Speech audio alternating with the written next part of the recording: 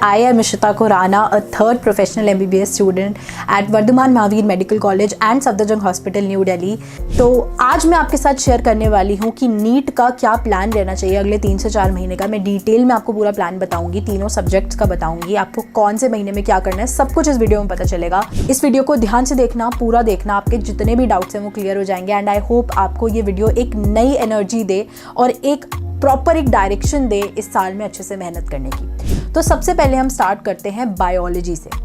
तो बायो एक ऐसा सब्जेक्ट है जो आपका आधा पेपर कॉन्स्टिट्यूट करता है। एंड ट्रस्ट में, आपकी फिजिक्स कितनी भी स्ट्रांग हो, आप सारे क्वेश्चन भी ठीक क्यों ना कर लो, लेकिन अगर आपकी बायोलॉजी वीक है तो सिलेक्शन होना तो बहुत मुश्किल है, क्योंकि बायोलॉजी जो है वही आपका बेस बनाता है। उसके बाद अगर फिजिक्स अच्छी होगी तो आपकी रैंक भी आ जाएगी, लेकिन अगर बायोलॉजी ही नहीं है तो सिलेक्शन नहीं हो सकता है। आपको बायोलॉजी को बहुत स्ट्रांग करना ही है। देखो, फिजिक्स किसी के लिए अच्छी है, that is an added benefit, पर बायो तो सबकी ही, जितने बच्चे सिलेक्शन होते हैं उनकी अच्छी होनी चाहिए। तो बायो को आपको एकदम अच्छे से पकड़ के चलना है शुरू से। ऐसा नहीं सोचना कि हम लास्ट के 15 दिन में 20 दिन में पूरी बायो कर लेंगे, रटना ही तो वह क्या है, लास्ट में भी हो जाएगा, ऐसा नहीं होता है। क्वेश्चन आते हैं, उसमें 3 ऑप्शन ऐसे कंफ्यूजिंग आएंगे कि अगर आपने एंड में बस अपने दिमाग में घुसाई हुई है ना चीज़ें, तो आप बहुत कंफ्यूज हो गए। तो आपको शुरू से ही पढ़ना पड़ेगा बायो भी। बायो एक ऐसा सब्जेक्ट नहीं है जो आप एंड के लिए छोड़ दो, आपको उतना ज़्यादा कंफ्यूजन हो जाएगा अगर आप लास्ट में पढ़ोगे। तो प्रॉपर्ली बायो की एनसीईआरटी पढ़ना शुरू कर दो। अगर आपने नहीं पढ़ी हुई है, जो आपके चैप्टर्स वीक है, पहले आप उनसे शुरू कर सकते हो, उनको अच्छे से करो।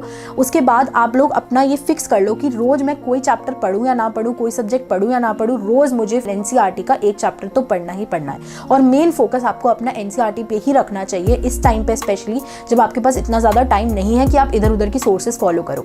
एनसीईआरटी अच्छे से करो एंड प्रीवियस ईयर क्वेश्चंस अच्छे से करो।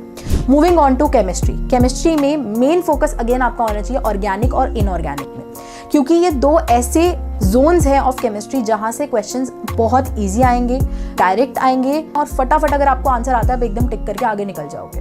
तो इसलिए ये ऐसे चैप्टर्स हैं जहां पे आपको मार्क्स छोड़ने ही नहीं है। ये तो ऐसे है कि आने ही चाहिए। इसमें 10 क्वेश्चन आए तो 10 के 10 ठीक हो। फिजिकल का मान लो 5 क्वेश्चन आए हैं तो 2 क्वेश्चन डिफिकल्ट भी आ सकते हैं, 2 क्वेश्चन ऐसे भी आ सकते हैं जहाँ आप कैलकुलेशन मिस्टेक कर दो या कुछ भी ऐसा जो आप नहीं सॉल्व कर पाओ।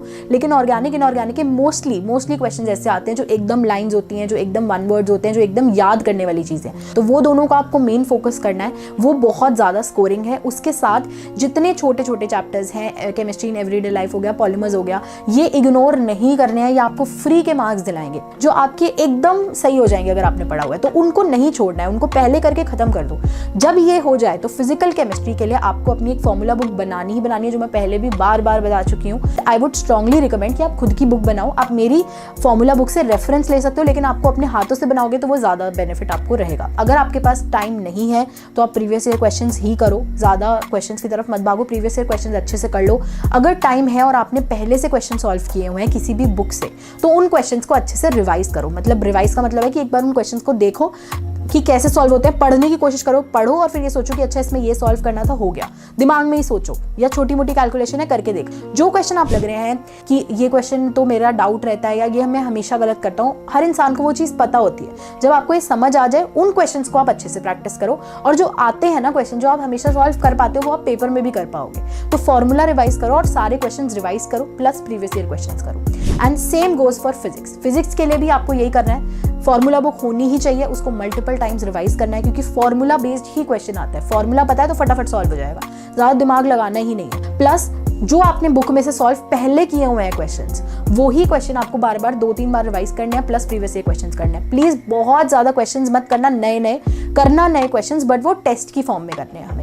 अब बहुत सारे लोग ये बोलते हैं हमने तो 500,000 क्वेश्चन किए हुए हैं, बट वो कभी रिवाइज नहीं कर पाते उसको। वो ये देख ही नहीं पाते कभी कि मेरे इनमें से कितने डाउट थे, मेरे इनमें से कितने गलत थे, क्योंकि इट इज़ इम्पॉसिबल कि आप हर चैप्टर के 1000 क्वेश्चन करो और उसमें फिर डाउट वाले क्वेश्चन भी निकाल लो और जो आपके क्वेश्चन गलत होते हैं उनको भी रिवाइज कर लो। इससे अच्छा है कि एक लिमिटेड सेट ऑफ क्वेश्चन से करो, उनको 2-3 बार रिवाइज करो, उसमें जो डाउट के क्वेश्चन है वो अच्छे से समझ लो, जो आपके क्वेश्चन नोट्स में कराए हुए हैं वो अच्छे से कर लो, और जितने भी नए क्वेश्चन है वो टेस्ट दे के करो। आप देखो, अगर अभी आप 15-20 टेस्ट भी देते हो तो भी आप कितने सारे क्वेश्चंस नए कर रहे हो, तो वो टेस्ट के थ्रू आपके नए क्वेश्चंस हो जाएंगे। बट जो आपने पहले से किए हुए हैं कॉन्सेप्ट बनाने के लिए, वो आप क्वेश्चन साथ साथ करो। इसके अलावा अगर आपको लगता है आपका सिलेबस कंप्लीट हो चुका है पूरी तरह से, तो आप क्या कर सकते हो, 15-20 दिन लो, पूरा सिलेबस चैप्टर 1 से लेके लास्ट चैप्टर तक कंप्लीट कर लो, पूरा अच्छे से सिलेबस कंप्लीट कर लो, एक फुल सिलेबस टेस्ट दो। उसके बाद जो जो चैप्टर्स के क्वेश्चन गलत हो रहे हैं, जो क्वेश्चंस आपको याद नहीं आ रहे हैं, वो सारे चैप्टर्स एक बार फिर से रिवाइज करो। फिर दूसरा मॉक टेस्ट दो, दूसरा मॉक टेस्ट देने के बाद फिर जो चैप्टर्स गलत हो रहे हैं वो रिवाइज करके तीसरा मॉक टेस्ट दो, और आप इस साइकिल में आ सकते हो। और अगर आपने ये कर लिया, ट्रस्ट मी ऑन दैट, आपके मार्क्स ऐसे बढ़ेंगे ना, और आपकी एक्यूरेसी इतनी बढ़ेगी, आपके वीक टॉपिक सारे क्लियर हो जाएंगे। But this is only after जब आपका सिलेबस पूरा हो जाए, आपको लगे कि हाँ मेरा हो गया है, थोड़े बहुत चीज़ें बची है, तो आप करना। अगर आपको लगता है मेरा सिलेबस अभी कंप्लीट ही नहीं है, तो पहले आपको सिलेबस ही कंप्लीट करना है। एंड अगर आपको लग रहा है कि आपका सिलेबस बिल्कुल कंप्लीट नहीं, आपको कुछ भी नहीं आता है, तो I would recommend bio, organic और इनऑर्गेनिक पे मेन फोकस रखना, और वेटेज वाइज फिजिक्स और फिजिकल केमिस्ट्री के चैप्टर्स करना। ऐसा मत करना वो चैप्टर पे टाइम लगा दो जिसमें से क्वेश्चन ही नहीं आना। तो ये रहेगी आपकी एक ideal strategy for all kinds of aspirants जिनका सिलेबस हाफ कंप्लीट है, पूरा कंप्लीट है और बिल्कुल भी कंप्लीट नहीं है उनके लिए। एंड आई होप आपको इस वीडियो से कुछ वैल्यू मिला हो और कुछ हेल्प हुई हो। एंड अगर आपको जेन्युइनली हेल्प हुई है तो प्लीज़ इस वीडियो को लाइक कर देना, कॉमेंट सेक्शन में मुझे बताना कि आपको क्या अच्छा लगा, एंड इस चैनल को ज़रूर सब्सक्राइब कर देना।